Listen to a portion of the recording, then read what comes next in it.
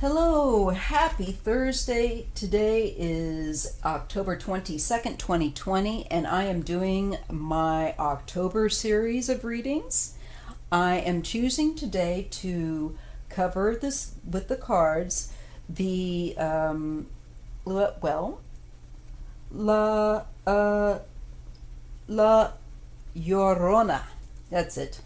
La Llorona. And she is known as the Wailer. She is pretty much a Mexican oriented phantom, but who is she? There's so many questions we have about her, and she's where I'm from here in Northern California. We have a very, very significant Latino and Latinx community.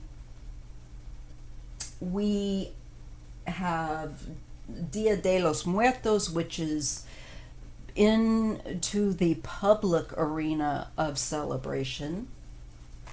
No matter, who you are, you're welcome here.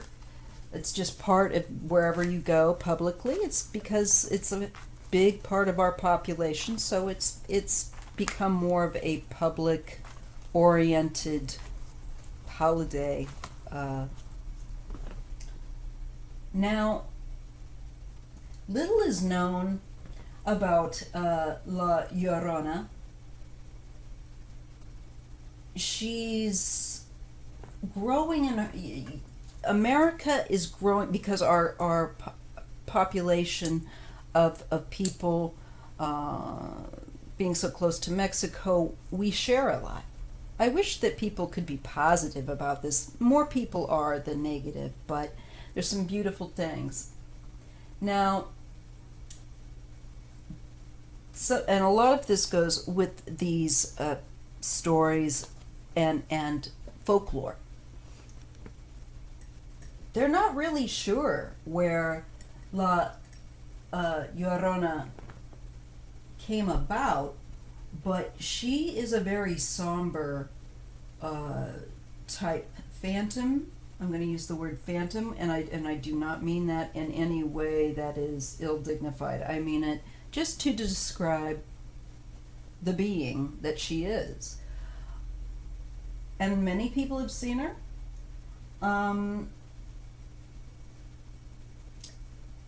She has this aura of doom, destruction, and sorrow. She is really known as a very inconsolable spirit. And Mexican children have been warned that if they misbehave, La Llorona will snatch them, or that going out after dark will make her appear. Even today, many adults who grew up with the story believe in her. And that's because people have actually seen this phantom. I know that. And here's one of the things that I've come up with before we pop on into the cards is one of the most puzzling mysteries surrounding La Llorona is why such a dramatic story has produced, so many bad movies. They still haven't made a good film with her. Anyway, there's been a lot of films made with her as a basis, and they say that from my area there is a good bilingual retelling of the story from the American Southwest, and that is by an author by the name of Joe Hayes, who works with some other people in this book. And the basic, it's from 2004, and the book is called The Weeping Woman, if anyone is interested. So let's get on in to La Llorona and see what she is willing to tell me about herself. I would like to know, like, how her phantom came to be. My gut feeling is that it has to do with genocide and the the loss of of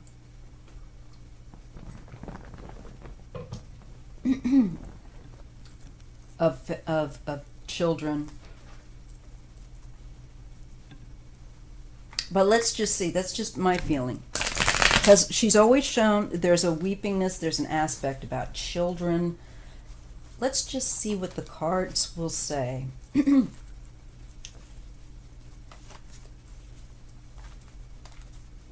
Let's touch into her energy. And I ask my ancestors, and I ask the Creator and my spiritual helpers to protect me as I read on dark topics. I'm going to be honest, I read on a lot of dark topics. And I have to tell you, it is important to make sure that you clear your energy. It's not woo-woo. You really do need to make sure that you clear your energy and your space and your cards and stuff after you are reading on dark topics. Like right now, I've got a ton of incense burning and, well, and also my other means of clearing. So La Llorona. La Llorona. Can you tell us how you originated? Are you willing to please share, or maybe the universe will just share the information with us so we better understand La Llorona. How did she develop? What is the story? How can we better understand and respect La Llorona? What do we need to know? And I thank the universe, Creator, and spiritual helpers for always being so kind and helping me. Please help me to read this accurately.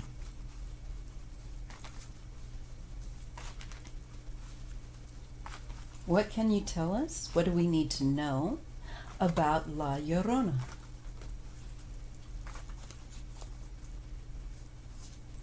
Okay. Well, the first card we're getting, and I am using the Haunted House Tarot, is the Nine of Pentacles. This is talking about independent well-being. It would speak of a woman potentially who is well-to-do. She's in a lovely garden. She has a nice environment, and she's well looked after.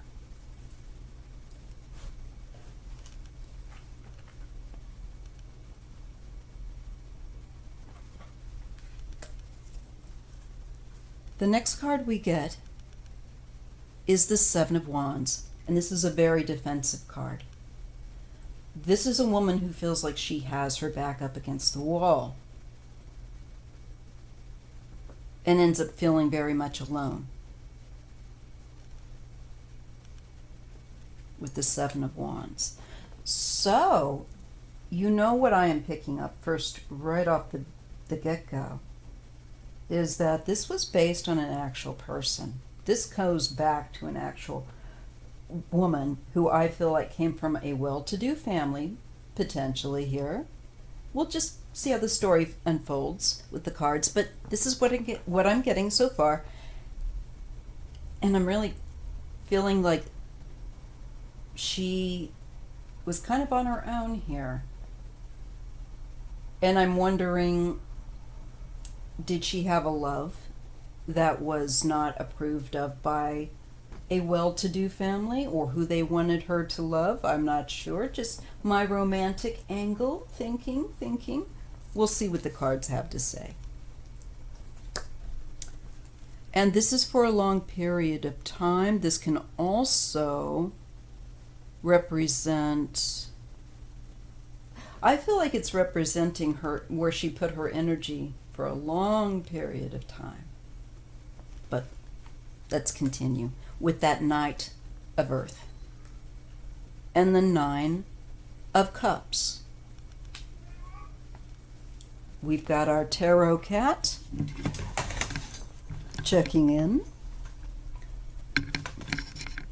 Okay. I feel like she came from a wealthy family. The father may have been a trader or merchant, a well-to-do merchant. The Nine of Cups, as I've told you before in other readings, but just in case anyone didn't see that reading, isn't aware, the Nine of Cups traditionally in the Rider-Waite deck is represented by a wealthy merchant who, if well dignified, can indicate a very generous type person who's well-to-do and likes to share his wealth with his loved ones and other people that he takes a liking to. And in this case, I'm feeling trade. The work, I'm feeling like a long time of trade. I feel like that we're looking at a female who came from a wealthy family whose father, I feel like,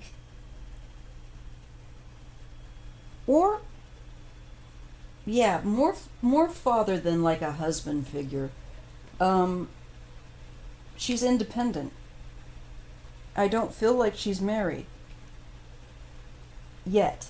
And I feel like she comes from a wealthy family, merchant family, trade, but she's maybe kind of the black sheep in the family. For some reason, she is on a very defensive position. She's defending her independence.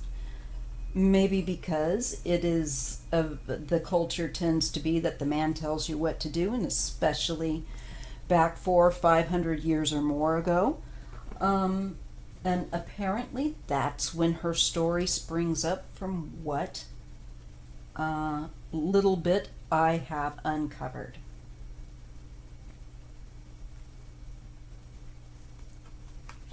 Look, death.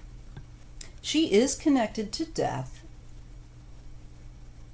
Radical change. I tend to feel, well, I'll hold that thought for a moment.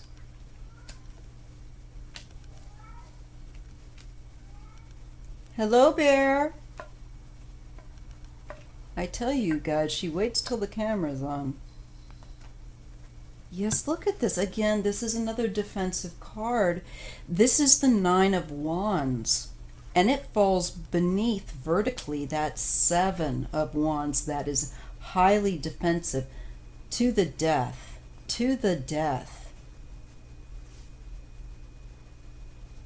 I feel like she may have disobeyed something that a father or a wealthy suitor, I don't know. I'm feeling more like the father. Maybe her father found another suitor and she was just like, nope, I don't want him. I don't want him. And I'm feeling like she's in a, she'd rather die. She'd rather remain independent. Big emphasis on independence, not wanting to be attached to perhaps someone or the way of a wealthy merchant male. We have a Queen of Cups. Perhaps this is La Llorona. I feel like she's connected to water as well with that Queen of Cups. Yes. So she's more of if we want to look at an element to understand her, water would be her element. The emotions. That makes sense as she is a wailing phantom. Here we have the King of Swords.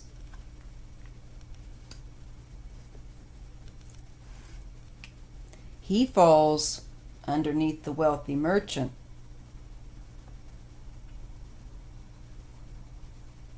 The question is this a man that was pursuing her that she didn't want? Or is this her father telling her, you're going to marry somebody you don't want to?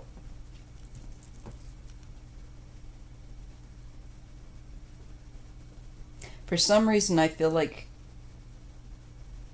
she was forced to marry somebody she didn't want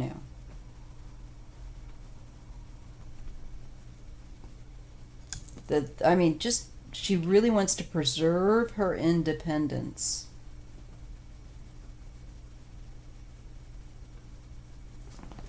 Okay. And here is the priest. Here is tradition. Here is you'll do what I tell you. Here is this is the way it's done. And she's not liking it one little bit. She feels victim of it. And I feel like also when we go and we look at traditional I'm feeling like there's an aspect of the conversion, of forcing conversion to more Christian beliefs. You're looking at that. You're also looking. This is also sadness because of the loss. I feel like where culture is concerned,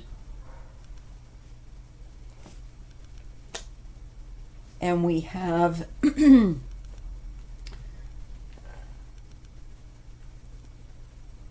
the conquerors coming in to what is now commonly known as Mexico and forcing these people to live in a way that's very foreign to them, very radically different.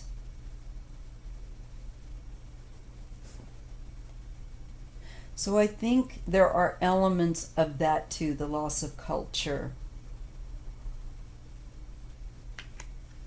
But let's continue. Yeah. The Ten of Wands. This is the heavy feeling of oppression, of you will not live the way or express yourself in the way that you would rather. That will, look at that. So much fire. This is the Seven of Wands, the Nine of Wands, up to the Ten of Wands. We are talking about oppression. I think oppression of the indigenous culture, oppression of a woman's independence and ability to choose for herself the life that she wants and who she wants, of how she wants to live. Making those choices for herself. I think we also go back to a feminist, almost like a feeling of Lilith. Sorry. Again, once the camera goes, I'm going to screw it up.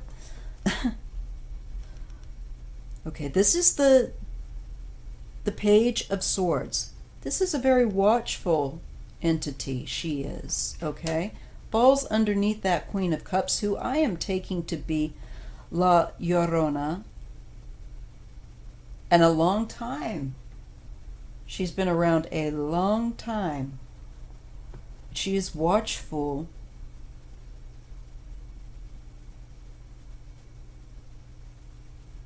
Trying to really pick up on her vibe.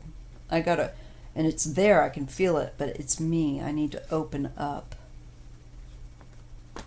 Look at the man. And, yeah, and look. This is being out in the cold, outside, not doing well, being ill. And again, we get a nod to the church and this religiosity. And and it's confining beliefs where a woman is concerned. The loss of freedom. She is about the loss of freedom, personal freedom, and the loss to think for yourself is definitely what I'm getting. Because the Nine of Pentacles is also someone who not only do they earn potentially an independent income, but they think for themselves. They are educated. And if nothing more, self-taught. They are intelligent. They like thinking and doing for themselves. They have their own mind. They don't want someone to take control of their life and tell them how it's going to be. And it looks like that's what happened in her case. However many years, hundreds and hundreds of years ago. I think we look at a male figure here who may have kicked her out or disowned her, cut her off. I think the feeling is like she gets, because she wouldn't do what this male wanted her to do, she's thrown out of shelter, my feeling. She does not have, she's lost the ability to live the way she wanted to live, and she's, I feel like, lost shelter and lost that well-being of health. I believe she was someone that was disowned because they wouldn't do what the family or a husband wanted them to do. She may have been forced to marry somebody she didn't want, and when she wouldn't go along, I feel like she was physically thrown out. I do. Right here. I think she died. I think she resisted the imposition of being told what to believe, how to act, how to live her life. And I believe that she was ostracized. We also have the church coming after her, and I think ostracizing her.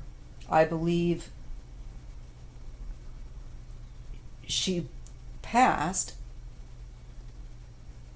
as a result of not having probably proper shelter, food. I believe she was ill physically. And she starts out as a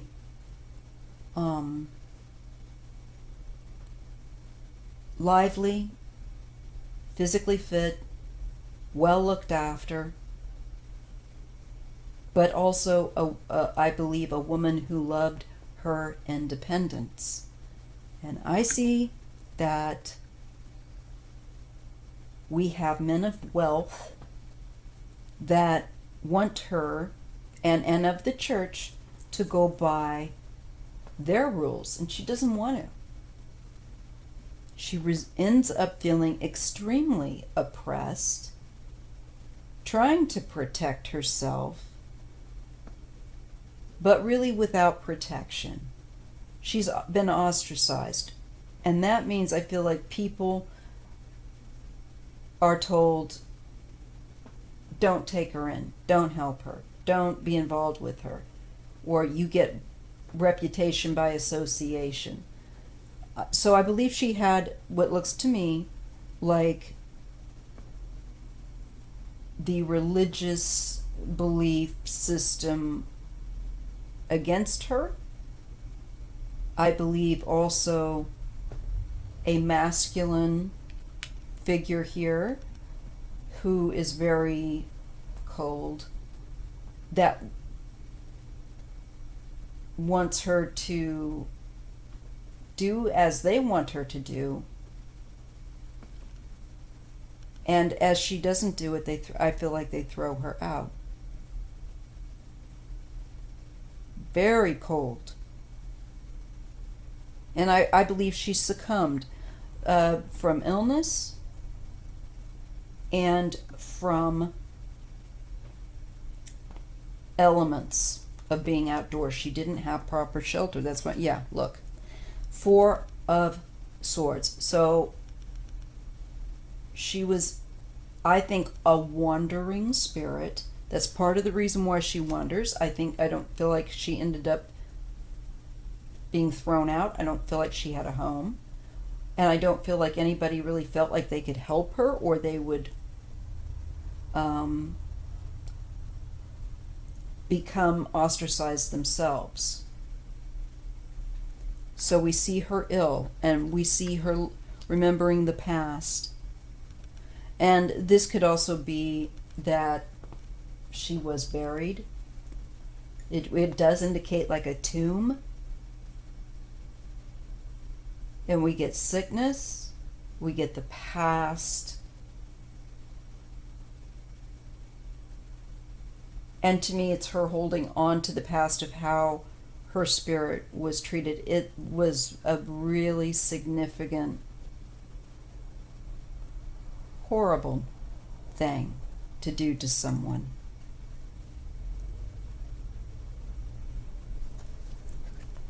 Especially to a woman. It's not like she could just go out there and go, back in those days.